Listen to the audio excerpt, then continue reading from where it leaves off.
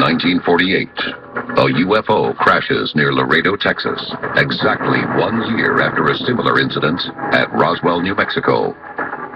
According to witnesses, both incidents involve the same aggressive alien species, the Greys. The events reportedly bring President Dwight D. Eisenhower face-to-face with the Greys' representatives for a summit at Holloman Air Force Base.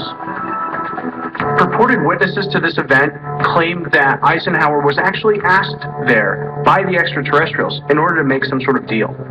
The meeting took place at the Holloman Air Force Base in New Mexico, where the treaty would be reached. One of the classic images is that of the Greys, with large heads and elongated almond-shaped eyes and slits for mouth and very thin.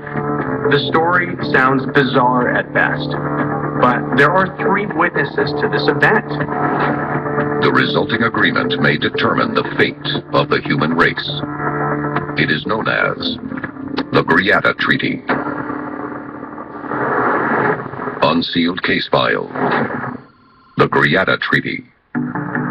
Experts believe this treaty gives the United States access to the Greys' advanced technology in return for the right to abduct and experiment on humans, with the condition they are returned unharmed. It seems almost inconceivable that an American president would offer up his own people to an alien race. But possible proof of the Greys' existence will surface again in 1978. It comes in the form of a mysterious photograph that arrives at the office of a UFO investigator working for the Mutual Anomaly Research Center and Evaluation Network. In a letter, the photographer claims the photo is of the body of an extraterrestrial recovered at the Laredo crash site. The photographer provides details of the 1948 crash. He explains the recovery of the craft, the involvement of Secretary of State Marshall, and how he was forced to develop the photos the same night under armed guard at the White Sands Proving Ground. He also claims to have somehow smuggled out over 40 more negatives documenting the autopsy and retrieval of the craft at Laredo. Marsan sends the negatives for analysis by professional film experts. The image of a humanoid figure with a large head and small body is deemed real. This leads to its nickname, the Tomato Man. The photo sent to Marsan comes with a warning. Being in possession of the photo may bring the network unwelcome attention from a top-secret government organization.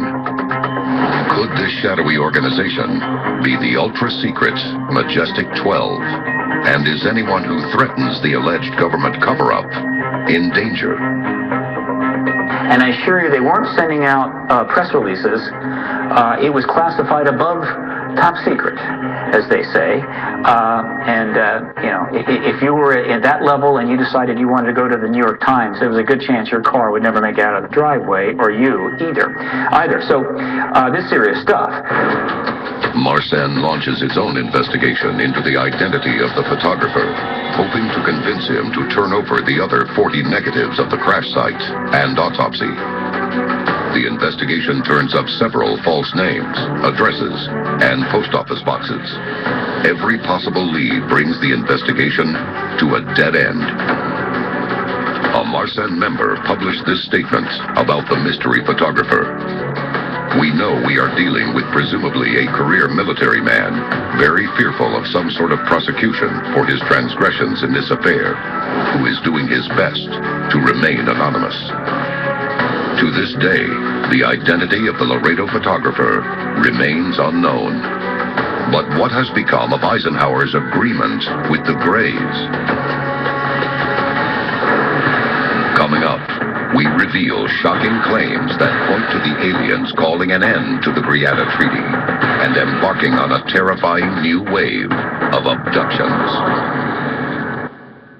This is Unsealed Alien Files, exposing the biggest secret on planet Earth.